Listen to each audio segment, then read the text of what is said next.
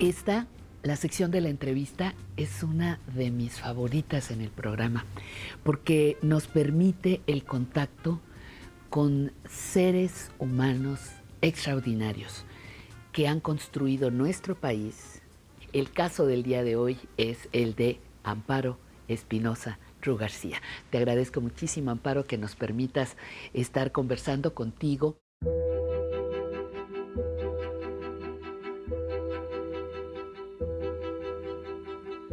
Y lo que digo es cierto, has hecho mucho por nuestro país. ¿Cómo te sientes ahora?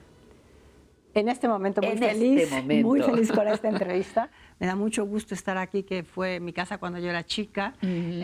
Aquí viví con mis padres y ahora es una fundación. O sea, desde que murió mi padre es su fundación. Entonces también la casa a mí me significa mucho en mi vida.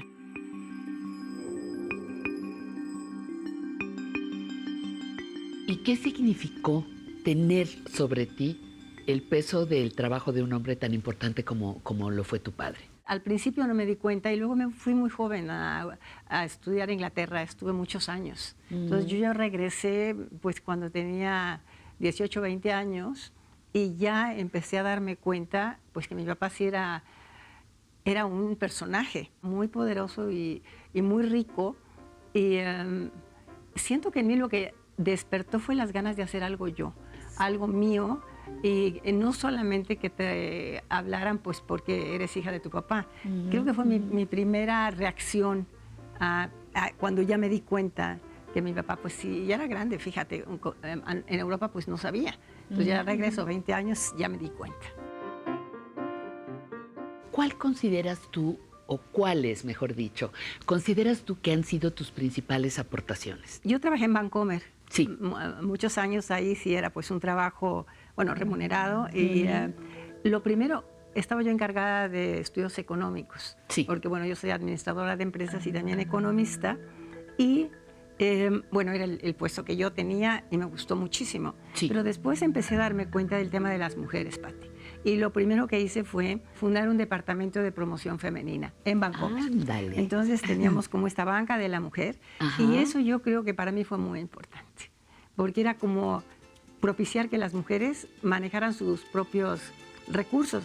Porque las que llegaban ahí, pues sí eran mujeres, sobre todo en aquella época, hace muchísimos años, eran mujeres todas ricas, pero resulta que les manejaban el dinero todos, o sus esposos, o sus hermanos, o sus hijos, y ellas no hacían más que firmar un cheque si acaso. Mi idea era que las mujeres supieran manejarlo de conocimientos y dar una especie de cursos a las mujeres. Empezó a funcionar muy bien, había una situación ahí hasta de espacio en las sucursales. Y bueno, esto fue justo antes de la expropiación de la banca, fueron como 2, 3 años antes, y fue un departamento muy exitoso económicamente. Una de tus tesis está dedicada precisamente a la mujer mayor y el divorcio. Esa ya fue una tesis de maestría, y lo que yo veo, Pati, es que he ido escribiendo y he hecho cosas en función a yo qué me ha estado pasando. Ajá, o sea, ha sido como una respuesta. Allí en Bancomer, pues me di cuenta que incluso que yo era pues, la hija de mi papá, que era el dueño y el director, pues no era muy aceptada. O sea, lo que yo decía tampoco se tomaba tanto en cuenta porque soy mujer y empecé a darme cuenta que no era lo mismo, les decía yo a mis compañeros, ser administrador de empresas que administradora de empresas. Completamente diferente. Claro. ¿No? Entonces, ahí reaccioné con este departamento de promoción femenina y cuando escribí esa tesis de las mujeres, era cuando yo me estaba divorciando o cuando me había divorciado. Ajá. Bueno, yo no me divorcié, tenía 40 años, que ahora lo veo jovencísima, ¿verdad? Sí. Pero yo me pregunté y dije, bueno, ¿por qué una mujer, que había mujeres de 50, 60, muchos años, se divorcian a pesar de que es tan difícil? Porque sobre todo en aquella época, pues no era fácil. No, claro que no. ¿Qué mueve a las mujeres a divorciarse a los 60, 70 años, cuando no todas tenían dinero? Entonces, ¿qué te mueve? O sea, eso me interesaba mucho. Y bueno, le puse a la tesis el nombre de lo que yo creo que encontré, que era En búsqueda de la autenticidad. Eran mujeres que habían vivido un matrimonio, habían hecho de todo para estar con sus maridos, para tener bien a los hijos, pero de repente como empezaban a decir, no, yo ya me cansé, o sea, yo ya no puedo estar aquí si no cambian las cosas. Hacían lo posible por quedarse y había como una gota que derramaba el vaso y decían, me voy. También fue como en búsqueda de mi propio divorcio, de encontrar mi camino. Ahí vi que en muchas mujeres era lo mismo. Y luego, dando un salto enorme en el tiempo, aparece DEMAC. Fundé esta asociación que era para dar préstamos chiquitos de emergencia para mujeres. Pon tú que si tu hijo necesitaba lentes, que si muletas, cosas pequeñas. Y empezó a funcionar muy bien. Pero después me di cuenta que estas mujeres pagaban sus préstamos puntualmente, teníamos bastante público, pero se querían quedar. O sea, ya pagaban su préstamo, solucionaban su problema y lo que querían es sentarse a platicar, a contarnos sus historias. Y ahí se me ocurrió, porque primero, pues sí, atendíamos a cada una, pero después eran tantas, Pati, que ya no alcanzábamos y se me ocurrió esto de que contaran su historia por escrito. Bueno, es que recibimos cerca de 1,000 trabajos. ¡Wow! La primera convocatoria. Y sí, nos preguntábamos y hablábamos con ellas si querían publicar eso, porque eran verdaderas denuncias y cosas realmente serias. Sí. Nos contaban todo. Las mujeres teníamos que ser escuchadas y tú abriste un canal, por eso el éxito. En algún momento me comentaste que piensas organizar una segunda encuesta. Estamos empezando, pero yo quiero incluir aquí 2 temas. El tema de cuidados paliativos, Sí. bueno, que tuve algo en esta tesis, y también el tema del dolor. Yo lo que veo como una constante en tu vida, a ver si estoy en lo correcto, es el estudio permanente. Lo primero que se me ocurre es que se me facilita. O sea, estudié administración y también economía, pero cuando empecé a ver la parte esta de las mujeres y de quererlas escuchar y demás, pues yo sentí que necesitaba otra preparación, otra.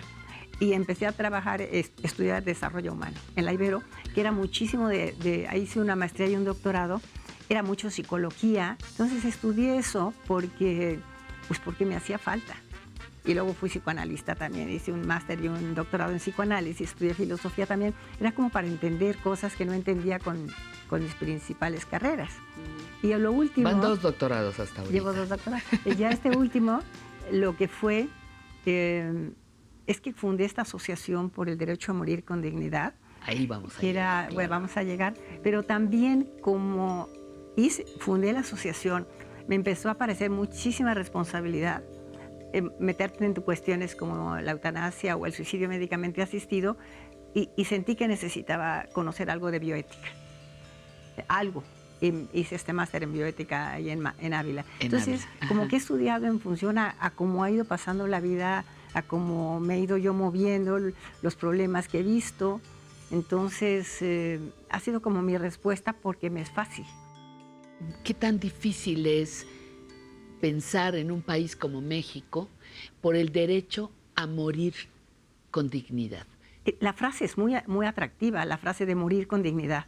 Sí, dije, bueno, esta asociación, como hay otras en el mundo, empecé a ver por el derecho a morir con dignidad.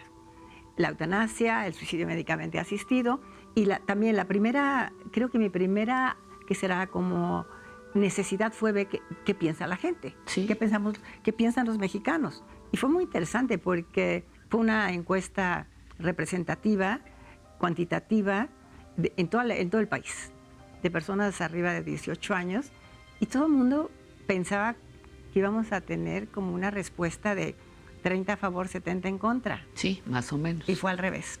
Tuvimos 70% de todos los mexicanos, del 70 a favor y 30 en contra como promedio. A favor de la eutanasia, de legalizar porque era el término que yo usé en esa época, de legalizar la eutanasia y el suicidio médicamente asistido. Entonces, como que ya sientes que no solo es tu creencia. Amparo, ¿qué significa morir con dignidad? Bueno, a lo mejor si me preguntas en el 2009, para mí significaba legalizar la eutanasia y legalizar el suicidio médicamente asistido. Pero luego vino la pandemia.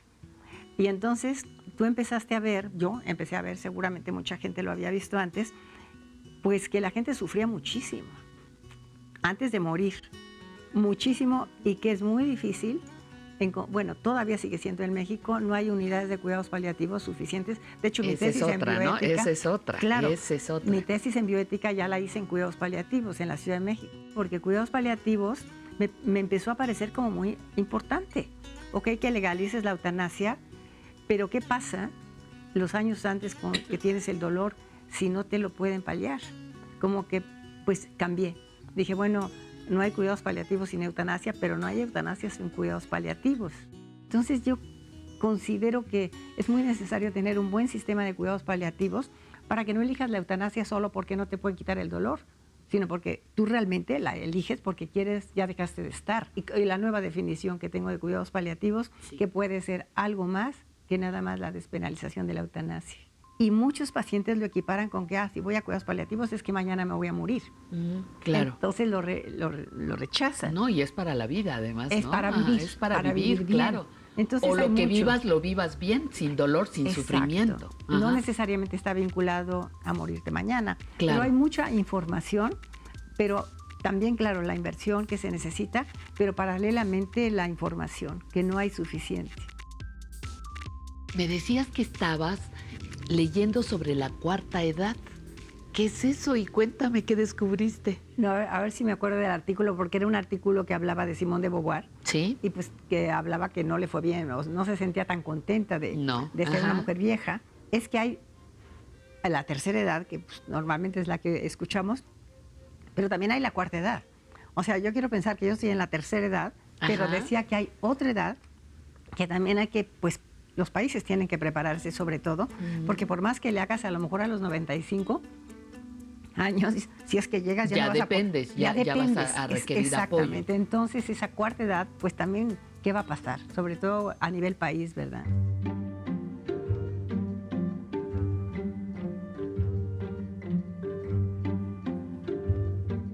¿Qué responsabilidad has tenido con tus 81 años? ¿Hay algún secreto que nos puedas compartir? Yo tuve un ejemplo también. Voy a empezar con el ejemplo. Okay. Mi papá, que aquí está, él se levantaba todos los días a las 5 o 6 de la mañana. Yo les sigo eso, siempre me he levantado a esa hora. Y yo lo veía caminando por el jardín todo el tiempo. Caminaba y caminaba y caminaba. Se cuidaba mucho de la dieta, de la comida. Y creo que me gustó verlo, pues vivió 90 y tantos años y siempre perfecto.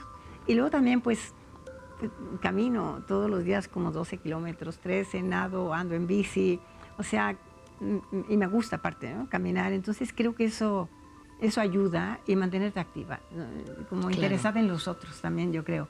Yo trato de hacer todo, o sea, que no me hagan nada en mi casa, bueno, no tengo a nadie, y hago yo todo y limpio, lavo todo para conservarte bien.